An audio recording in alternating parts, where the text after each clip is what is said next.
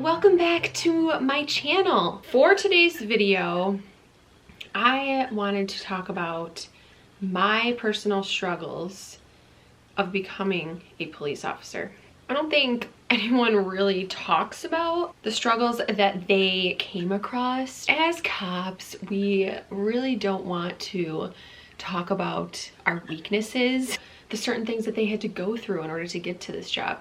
And personally, I have encountered a lot of different struggles that I don't think a lot of people really know. If you guys are feeling the same way and you don't really know where to go from there, I hope that my story can kind of help you, because we all go through different paths in order to get to the same destination. If you feel as if you want to give up or that there's no hope, I'm here to tell you that you can. And like I've said a bunch of times in my previous videos, hard work and dedication goes so freaking far. As long as you don't give up, you will get through it. I can almost guarantee that. If you haven't subscribed, please make sure that you do before you leave. And if you don't follow me on social media, make sure you do. And let's just jump right into the video. Let's first start off with the academy. I personally think that I did fine during the academy. There were definitely struggles, points where I wanted to give up and just go home because it was just so frustrating. The things that mainly stuck out to me during the academy was defensive tactics. I thought that that was so hard. Just wears on your body. Getting through defensive tactics was definitely a freaking accomplishment. I think my biggest tip is to allow your body to rest once you are done with the session. Go home, take a nice hot bath, hot shower, let your body relax. As far as the second thing that really stuck out in my mind, it was evac, which is the driving portion. I could not get the serpentine to go backwards, but I overcame it. The instructor wouldn't let me go home until I actually did it. So it was super exciting because the next day, once I did get it the first time, the next day we had to do it again. So I went through the serpentine going forward without hitting any cone, and then I went backwards without hitting any cone. I was so excited. And keep in mind, at first I was hitting every cone when I couldn't get the hang of it, and it was just driving me bonkers. And it was really funny because the cones would like go up into the tire. I don't know, I just thought it was hilarious. But I was so excited when I actually got it. I went front and back without touching any cones. So that was an exciting moment. But once I got out of the academy, I was excited to start. I went right into phase 2. Phase 2 is considered the firearms portion. Oh my God. I was so awful to the point where I didn't want to return back to firearms. It was so embarrassing, so obnoxious to just sit through 2 weeks of this academy and basically fail every day. For 2 weeks, I failed every single day for 2 weeks. I'm literally not exaggerating.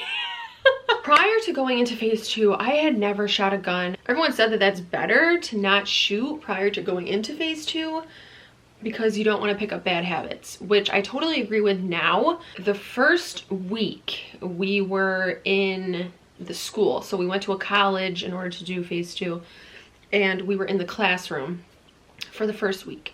So during that first week we did defensive tactics. We learned everything about the gun. We had to take the gun apart. We had to do like practice drills, just holding it, just getting acclimated to our firearm. I am left-handed. I write with my left hand.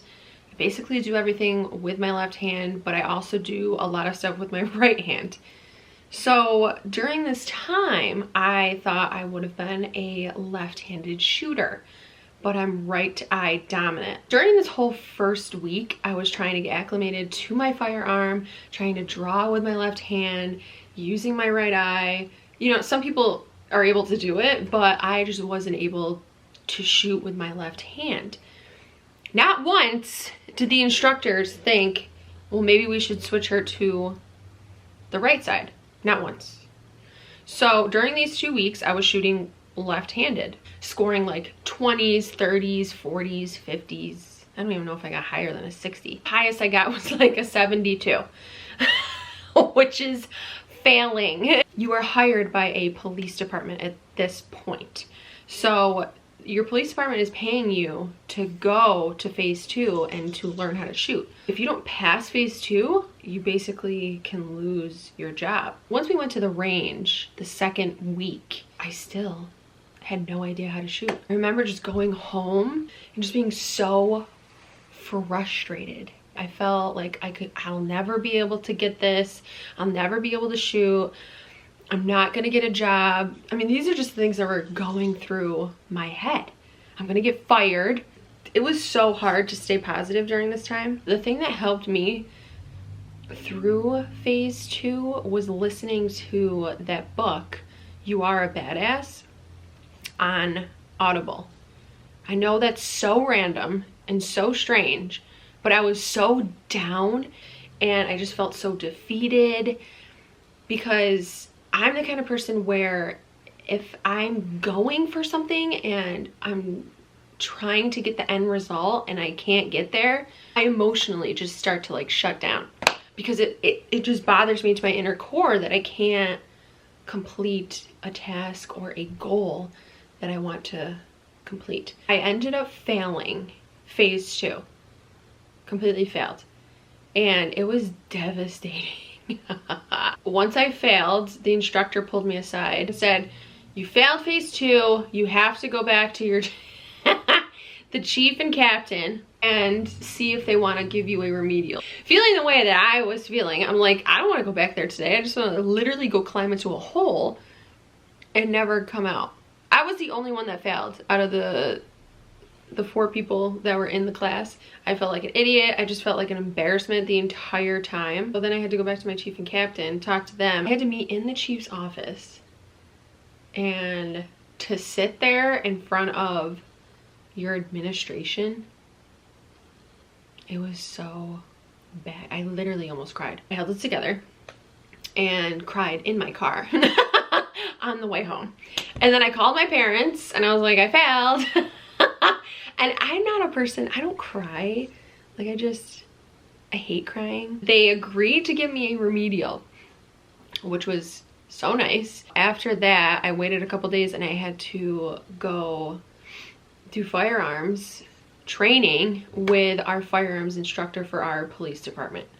So I had to meet with him every so often. They gave me a date on when I had to do a remedial. I worked so hard in order to learn how to shoot. My highest score ended up being a 98. To go from shooting in like the low 20s, 30s, 40s, and then to go to a 98, that's very accomplishing. And it was so exciting. I was over the moon, jumping for joy, so happy. And it was the greatest feeling. Hi, George. Georgerella. Putting time and effort into overcoming not being able to shoot really helped. I would say that I can shoot pretty darn well now.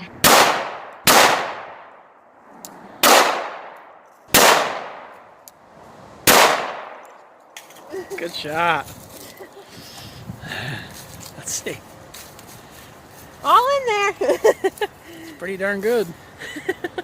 Having my field training program extended. My program went from like 16 weeks to 18 weeks.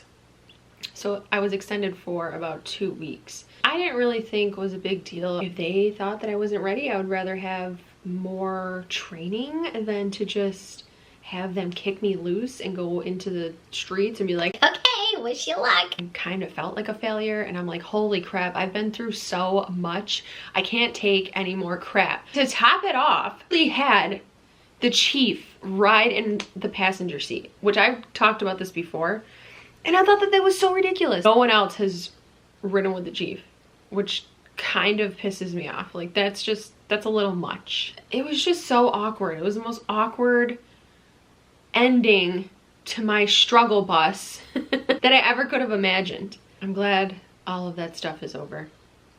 Hopefully I don't encounter any more struggles. So far, the job has been pretty decent. Every day is a different day. Nothing is the same in this job, which I kind of like. I just want you guys to know that everyone has struggles. If you failed the civil service test at first, take it again. It's not a big deal. You will get to your end goal if you do not give up. And I can promise you that, because I am living proof you can succeed and get to your end goal. I just can't stress that enough, because I know a lot of people beat themselves up about certain things that they've struggled on. I get it. That is everything I have to say. Thank you so much for watching this video. If you guys have any questions, leave them in the comments down below. And just remember, don't give up. Hard work and dedication. Thank you so much for watching, you guys. And until next time, I will talk to you guys later. Genie! Cha-cha-cha! She's a Brit.